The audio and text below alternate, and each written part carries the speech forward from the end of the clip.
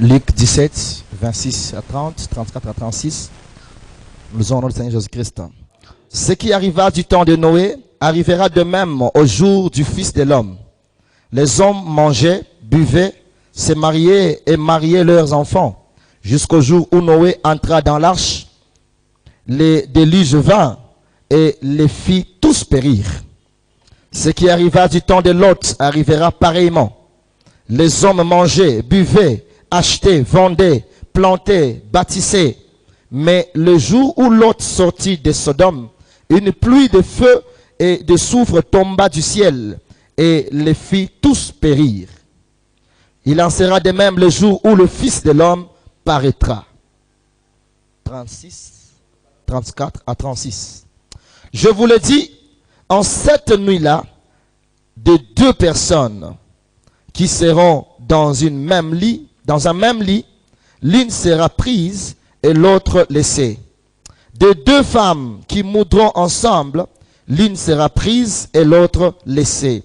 De deux hommes qui seront dans un champ, l'un sera pris et l'autre laissé. Amen. Matthieu chapitre 24, 12 à 15. Nous lisons au nom du Seigneur Jésus. Il est écrit. Matthieu 24, 12 à 15. Et parce que l'iniquité se sera accrue, la charité du plus grand nombre se refroidira.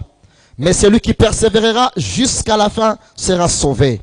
Cette bonne nouvelle du royaume sera prêchée dans le monde entier pour servir de témoignage à toutes les nations. Alors viendra la fin. C'est pourquoi, lorsque vous verrez l'abomination de la désolation dont a parlé le prophète Daniel, établi en lieu saint, que celui qui lit fasse attention. Amen. 1 Corinthiens chapitre 9, versets 25 à 29.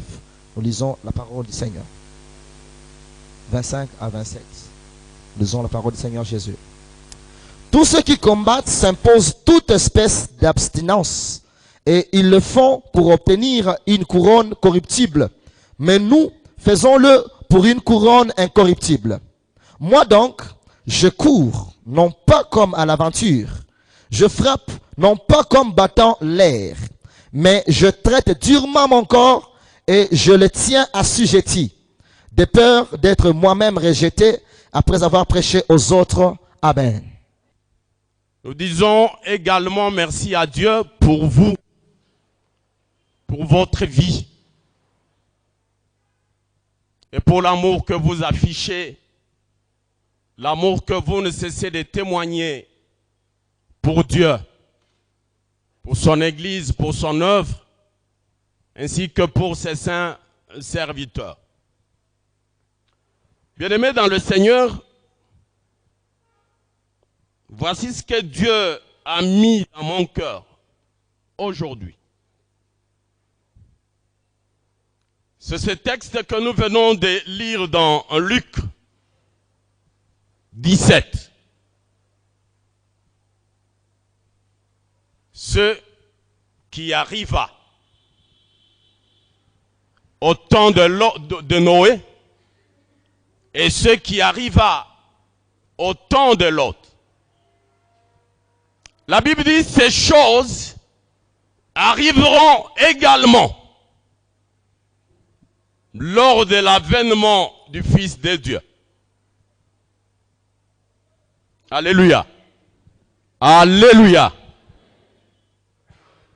Bien-aimés dans le Seigneur, l'évangéliste Luc est en train de nous présenter un tableau. Il nous présente deux événements. Et deux événements similaires. Et lesquels événements ont eu lieu à deux époques différentes, avec deux personnalités différentes aussi. La première personnalité, c'est Noé. Et la seconde personnalité, c'est Lot. Bien-aimés, les détails de ces événements nous sont donnés dans le livre de Genèse.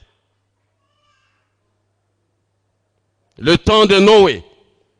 Vous allez prendre Genèse à partir du sixième chapitre. Vous pouvez descendre jusque sur les chapitres qui descendent. Et le récit de Lot nous est donné à partir du même livre de Genèse. Si vous lisez à partir du 19e chapitre, vous descendez. Qu'est-ce qui s'est passé, bien-aimés dans le Seigneur? À l'époque de Noé,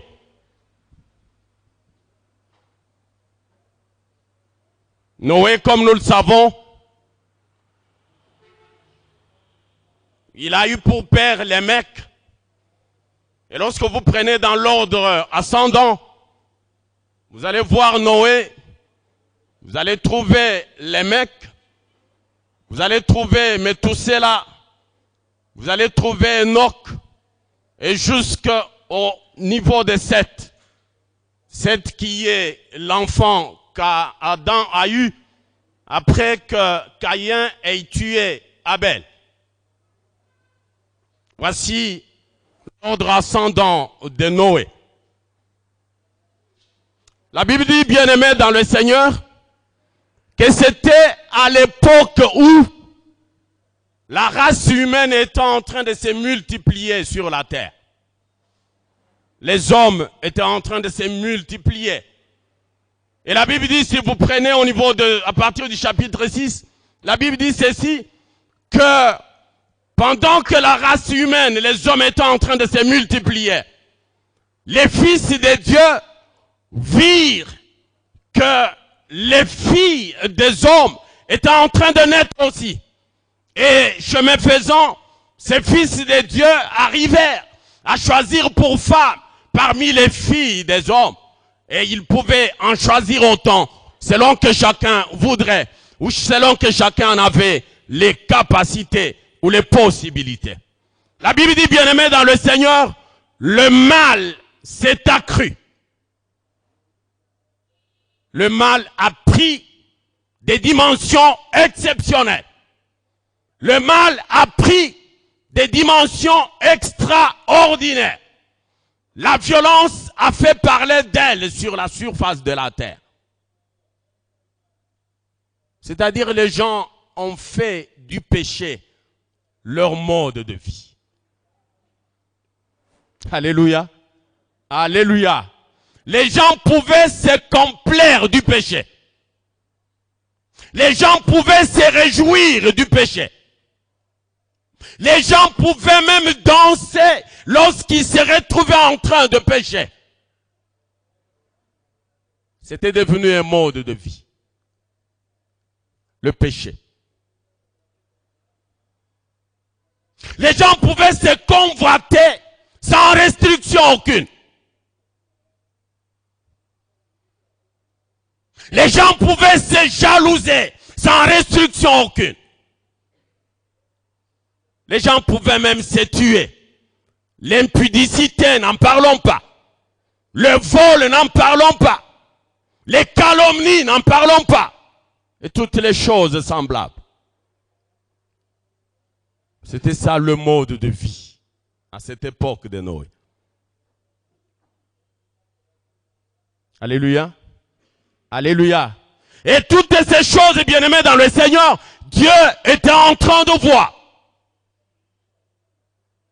Dieu avait son œil sur le monde, sur l'humanité. Alors que ce péché, ces abominations étaient en train d'être commis par les hommes sur la face de la terre. Le péché. Le péché, bien-aimé dans le Seigneur, est monté à telle enseigne que Dieu, au ciel, il est résolu d'exterminer la race humaine sur la face de la terre.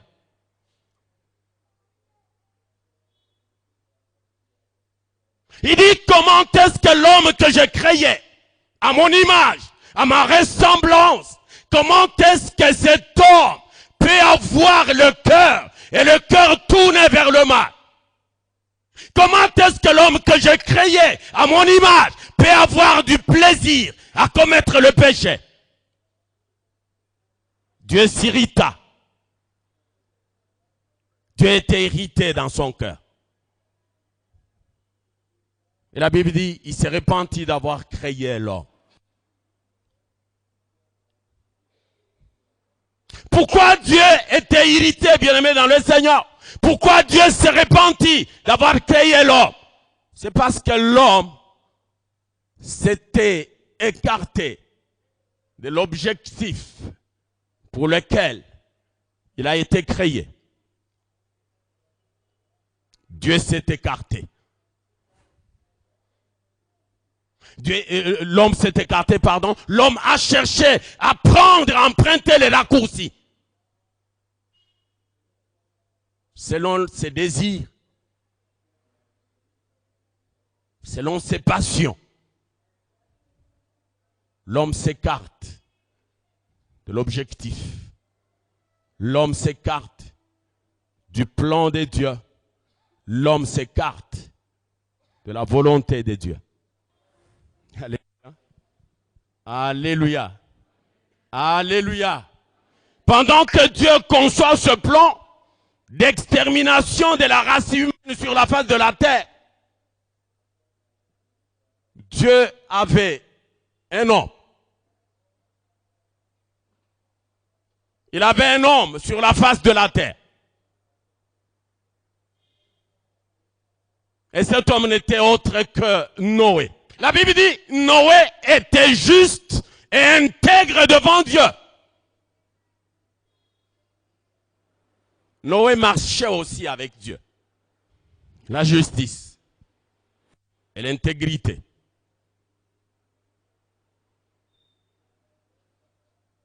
La Bible dit, Dieu vint à Noé, il lui dit, voici ce que j'ai résolu de faire.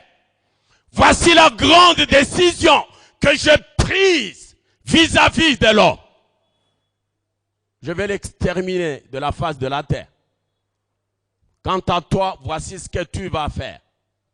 Dieu dit à Noé, tu vas construire une arche. Il lui en donne tous les détails nécessaires. Il lui en donne toutes les spécifications nécessaires. Il dit, construis une arche. Construis une arche parce que j'ai décidé d'exterminer toute la race humaine. Et Dieu, dans sa colère, il ne se limite pas à la race humaine. Il va jusqu'aux reptiles. Il va jusqu'au bétail. Il va jusqu'aux oiseaux. Et la question que je me suis posée, est-ce que les oiseaux avaient péché? Est-ce que les reptiles avaient péché? Est-ce que les bétails avaient péché? La colère de Dieu.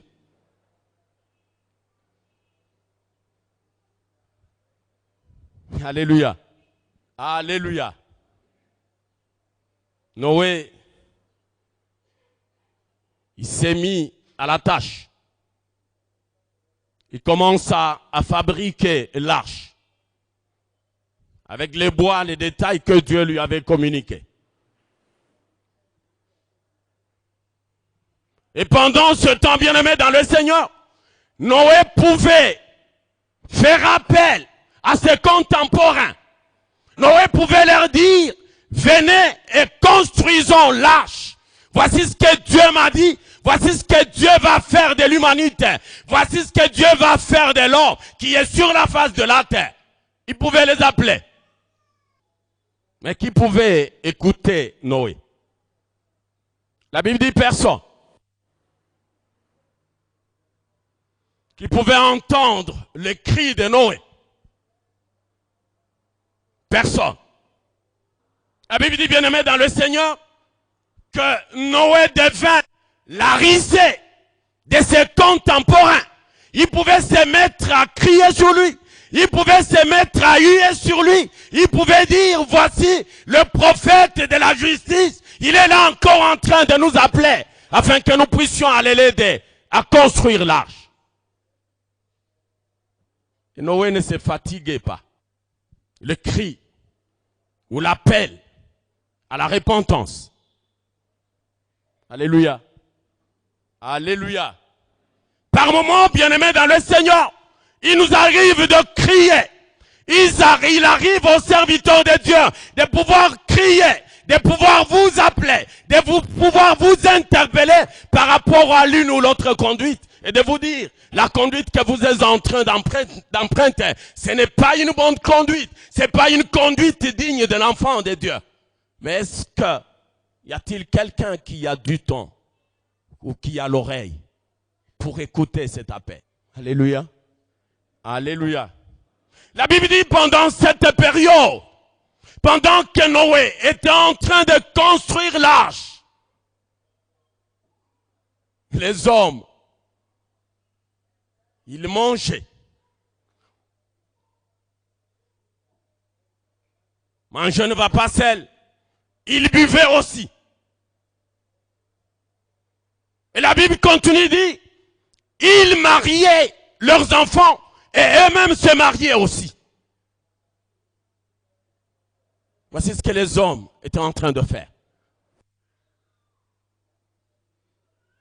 Ça veut dire, bien-aimés dans le Seigneur, que le temps que ces hommes pouvaient avoir, c'était le temps pour eux de manger. C'était le temps pour eux de boire. C'était le temps pour eux de se marier et de marier leurs enfants. Mais il n'y avait pas de temps pour Dieu.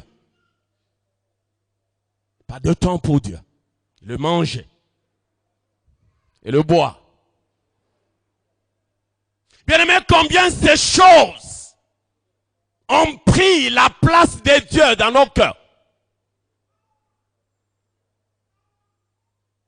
Ils ont pris la place de Dieu. Quelqu'un disait, il y a quelqu'un qui vous mange. Il mange du 1er au 30. Du 1er au 30. Ça veut dire que pour une telle personne, lorsque vous allez vous tenir ici dire, mercredi nous avons un programme de jeûne des 018, ça c'est votre propre communiqué.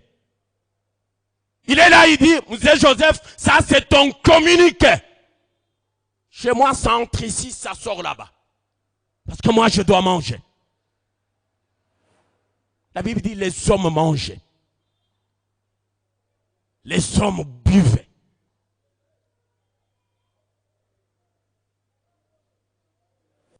Alléluia. Alléluia. Paul écrit en Romains, il leur dit que le royaume de Dieu, ce n'est pas le manger. Le royaume de Dieu, ce n'est pas le bois. Mais le royaume de Dieu, c'est la justice. Le royaume de Dieu, c'est la paix. Le royaume de Dieu, c'est la joie par le Saint-Esprit. Mais pour toi, le royaume de Dieu, c'est le manger et le bois.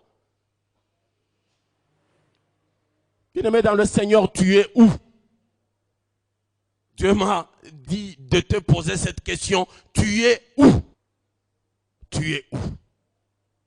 Pendant que je te parle, sois en train de te poser cette question dans le fin fond de toi. Pose-toi cette question, je suis où? Dieu me demande, je suis où? Les autres se mariaient. Et mariaient même leurs enfants.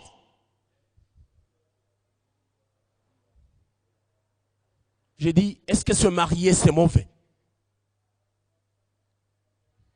Alléluia. Est-ce que se marier c'est mauvais? Se marier c'est pas mauvais. Si vous allez voir la personne de référence Noé, la Bible dit, lorsqu'il a fini de construire l'arche, Dieu lui dit, entre dans l'arche, toi, ta femme, tes enfants, tes 3 fils et leurs filles, et leurs femmes, pardon. Ça veut dire Noé avait des fils, 3 fils, Sem, Sam, Japheth, qui s'étaient aussi mariés. Ils s'étaient mariés. Ça veut dire que Noé avait aussi marié ses enfants, comme nous le faisons aujourd'hui. Mais pourquoi ton mariage à toi Pourquoi le fait que toi tu maries ta fille pose problème? Pourquoi cela?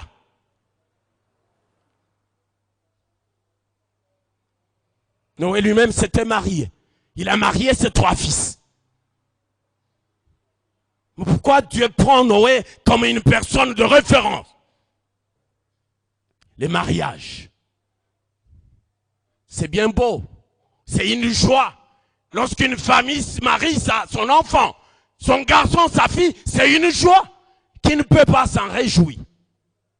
Mais dans tout ça, quelle est la place de Dieu? Parce que nous sommes même prêts. Nous sommes à Bukavu, une ville mariage. On a mariage de lundi à dimanche. Nous sommes même prêts à boycotter les programmes dans l'église. Parce que nous sommes invités. Nous devons aller répondre à une invitation de mariage.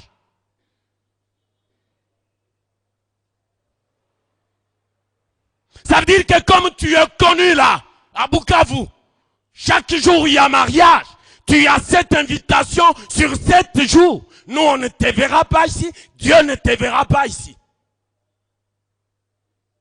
Les hommes se mariaient, ils mariaient leurs enfants. Bien-aimés dans le Seigneur, quel est l'état spirituel de l'Église aujourd'hui? L'état spirituel de l'Église. Alléluia. Alléluia. Vous êtes attentifs, c'est bien. Quel est l'état spirituel de l'Église aujourd'hui?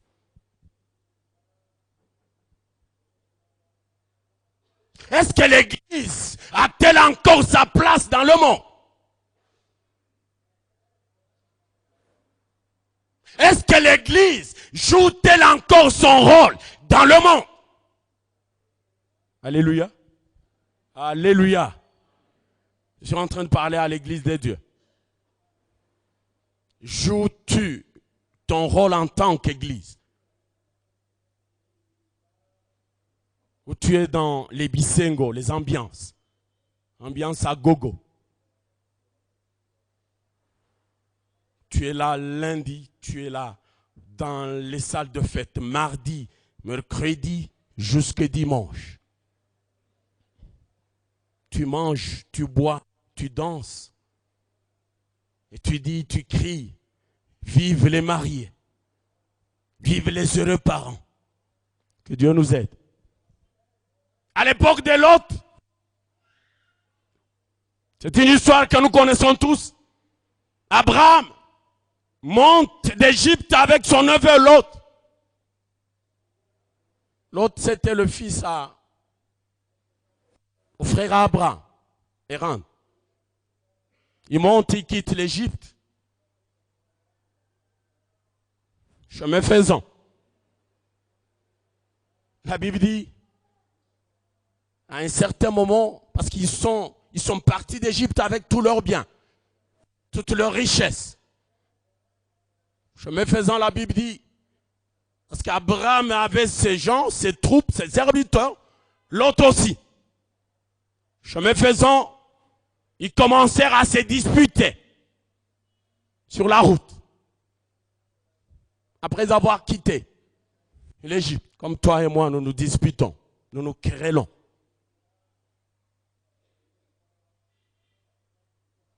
Et à la base de ces querelles, nos passions, nos désirs, nos égos. Comme la Bible dit, pourquoi des querelles parmi mon peuple? La Bible dit, Abraham dit à l'autre, je ne veux pas que nous puissions ou nous commencions à nous disputer. Je ne veux pas non plus que nos ouvriers commencent à se disputer. Il termine, il dit, parce que nous sommes frères. Pourquoi? Parce que nous sommes frères. Ça veut dire que les frères ne peuvent pas se disputer. Les disputes, c'est pour ceux qui ne le sont pas. Les frères ne peuvent pas se quereller. Parce qu'ils sont frères. Il dit, comme il en est ainsi, hein, on peut se séparer. Parce que moi je veux la paix, là, qui es-tu? La Bible dit, Abraham, humble, il donne le choix. À l'autre, il dit, est-ce que tu peux choisir? Si toi, tu choisis d'aller à gauche, moi, j'irai à droite, et ainsi de suite. L'autre choisit. La Bible dit, il regarda au niveau de la plaine du Jourdain, la plaine qui était toute arrosée. Et comme il avait le bétail, il s'est dit, moi, je vais occuper cette plaine. Et les villes qui sont au bord de cette plaine.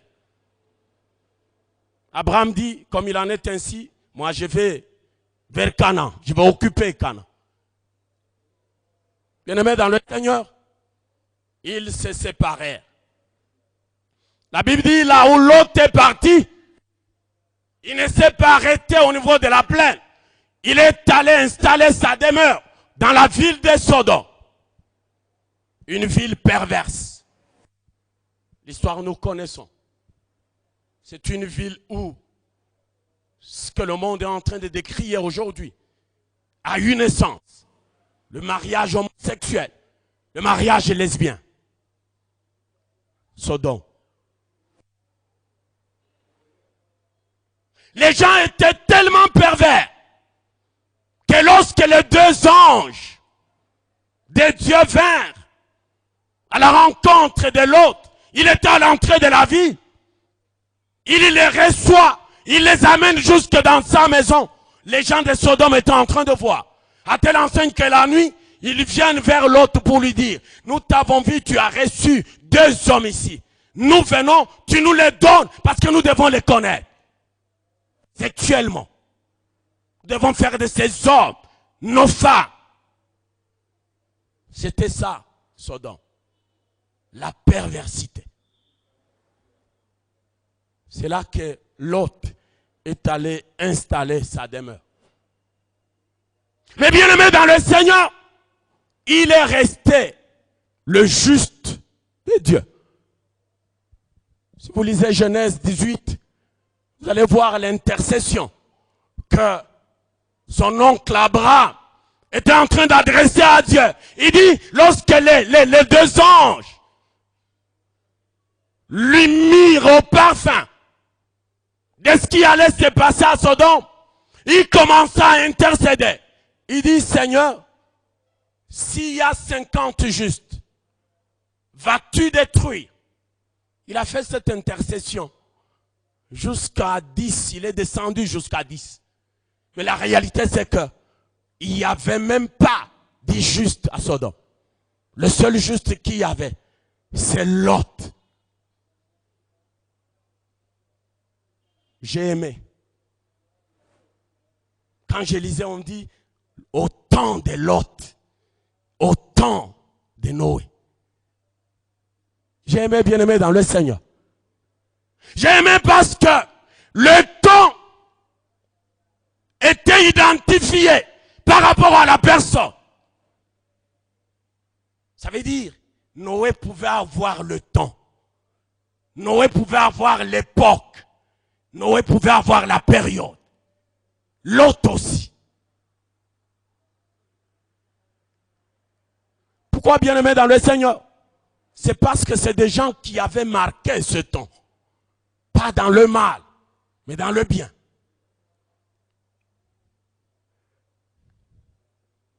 Alléluia. Est-ce qu'on peut dire,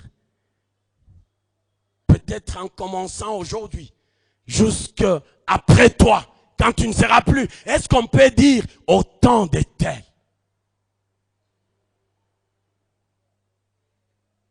Est-ce qu'on peut dire au temps de Jean, l'église ne pouvait pas manquer les instruments? Est-ce qu'on pouvait dire au temps de Claudel, l'église ne pouvait pas manquer ça? Nous sommes en train de parler de ces choses. Alors que Noé n'est plus, l'autre n'est plus. Ces choses sont écrites. La Bible dit, afin de nous servir de témoignage. Est-ce que tu peux marquer ton temps? Alléluia. Est-ce que quelqu'un est prêt pour marquer son temps?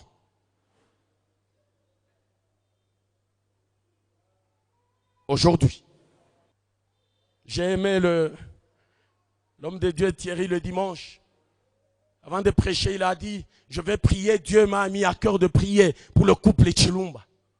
Parce qu'à un certain moment, il a été marqué par le comportement de ce couple. Est-ce que tu peux aussi marquer ton temps? Au temps de Noé. Voici ce que nous étions. Voici ce que nous avions. Au temps de Michel, voici ce que nous avions. Voici. Les gens peuvent te regretter, bien-aimé dans le Seigneur.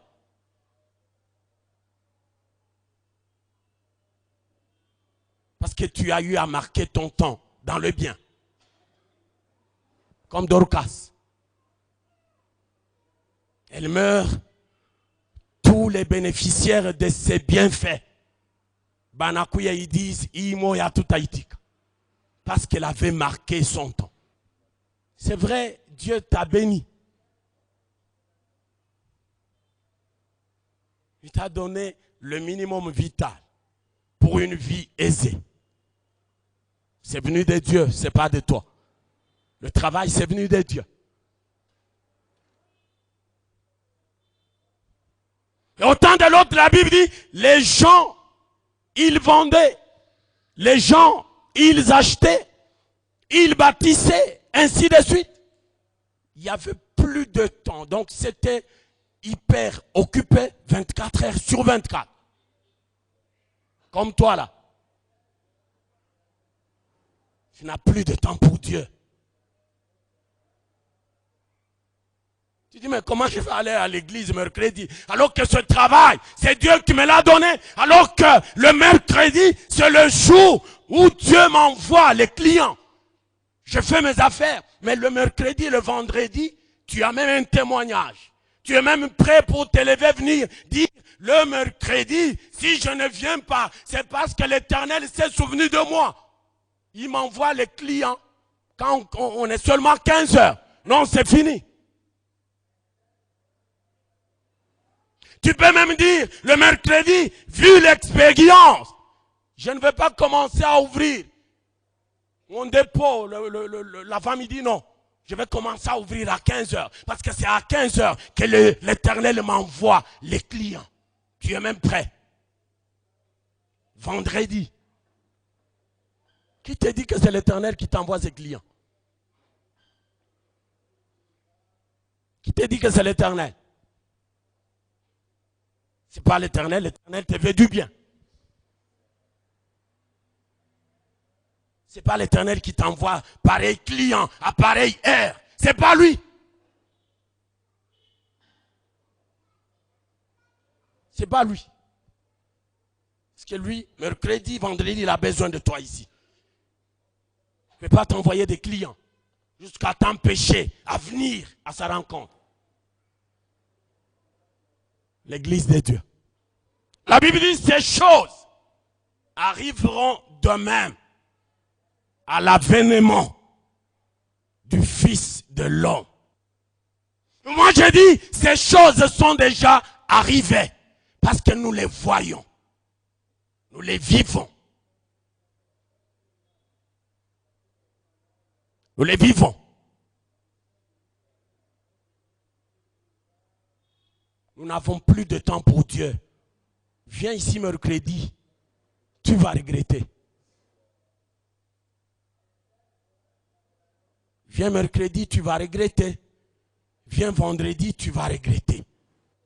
Viens seulement. Tu ne regrettes pas parce que toi-même, tu ne viens même pas. Comment tu vas te rendre compte de la situation de l'état de l'église? Parce que toi-même, tu ne viens pas.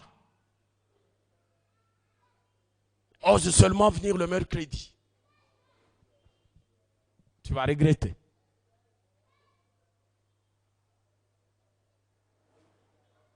Ce qui arriva au temps de Noé, au temps de Lot, arrivera également. Et c'est déjà arrivé. C'est déjà arrivé. L'iniquité s'est accrue. Matthieu 24, 12. À telle enseigne que l'amour de plusieurs s'est refroidi. Ton amour pour Dieu s'est refroidi. Tu as mis en avant-plan ta maison, ton mari, ta femme, tes enfants, tes affaires, ton travail. C'est ça ce que tu as mis en avant-plan. Et Dieu en arrière. Dieu dans les oubliettes. Bien-aimé, tu es où?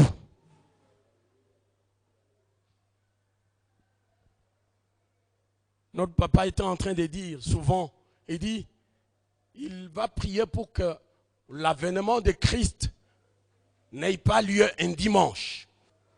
Pas un dimanche. Parce que le dimanche, c'est le jour où tout le monde se souvient que non, nous devons aller à l'église. Tu prends ta Bible, tu es poussette, tu cherches tes habits, tu viens à l'église parce que c'est le dimanche. Je suis convaincu que Dieu a exaucé sa prière. L'avènement de Christ arrivera le jour où tu t'y attendras le moins.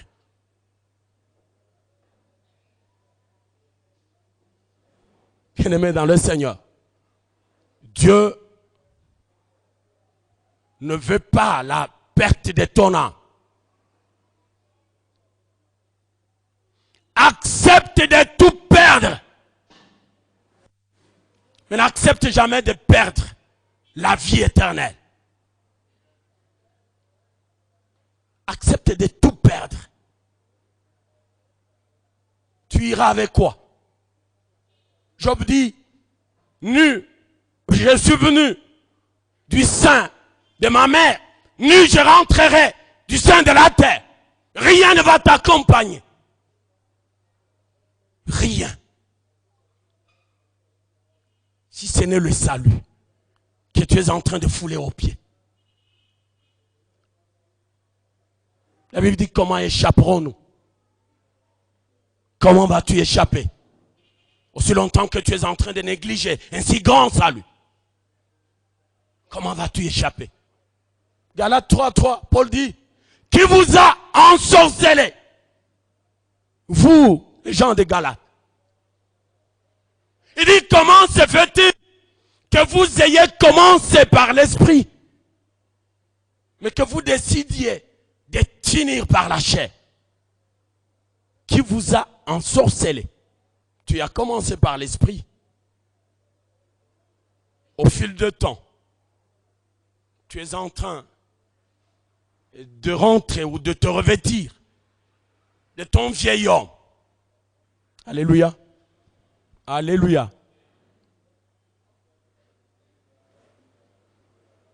Qui vous a ensorcelé. Chaque dimanche, chaque fois que l'Éternel m'en donne l'occasion, je ne cesse de vous dire que l'amour que vous devez avoir pour Dieu doit être au-delà de l'amour de tout ce que vous avez de précieux. C'est ce que Dieu veut. J'ai dit l'autre fois, si vous ne faites pas attention, si vous laissez quelque chose en train de prendre petit à petit la place de Dieu dans votre vie, Dieu est prêt à vous ravir cette chose. Parce qu'il est jaloux. Parce qu'il a besoin de regagner sa place dans votre cœur, dans votre vie. Dieu va ravir. Si c'est le travail, Dieu va le ravir. Parce que si, lorsque tu n'avais pas le travail, tu étais fervent. Tu étais le premier arrivé ici le mercredi. Combien de fois tu avais des programmes personnels de prière en ces lieux? On pouvait venir, on te voit. Demain on vient, on te voit. Après-demain on vient, on te voit. Mais depuis que Dieu t'a donné le travail, il dit, mais c'est tout ce que j'ai cherché. Dieu a exaucé. Qu'il soit loué. Je travaille. Je fais le travail qu'il m'a donné. 1 Corinthiens 9, là où nous avons lu, Paul dit, il s'adresse aux Corinthiens, il dit, est-ce que vous ne savez pas que tous ceux qui combattent s'impose toute sorte, toute espèce d'abstinence. Alléluia. Ça veut dire quelqu'un qui est engagé dans une compétition quelconque, dans un combat quelconque. Cette personne, pour arriver à remporter le prix, cette personne doit s'imposer toutes sortes d'abstinence. Mais regardez les joueurs, lorsqu'ils sont en train de préparer des compétitions, regardez-les. Pourquoi? Parce qu'ils ont les yeux fixés sur le trophée, sur le prix à remporter, la rémunération. Les autres choses, non, ce sont des futilités. Les prix. C'est ça l'objectif. Alléluia. Alléluia. Est-ce que quelqu'un peut rentrer au-dedans de lui ce matin? Pendant que nous Yvon va s'avancer pour nous conduire dans la prière, je demande que chacun de nous rentre au-dedans de lui. La vie que tu as, elle vient de Dieu. Ça veut dire, Dieu peut décider aujourd'hui de mettre fin, de ravir seulement le souffle de vie. Et tu n'es plus.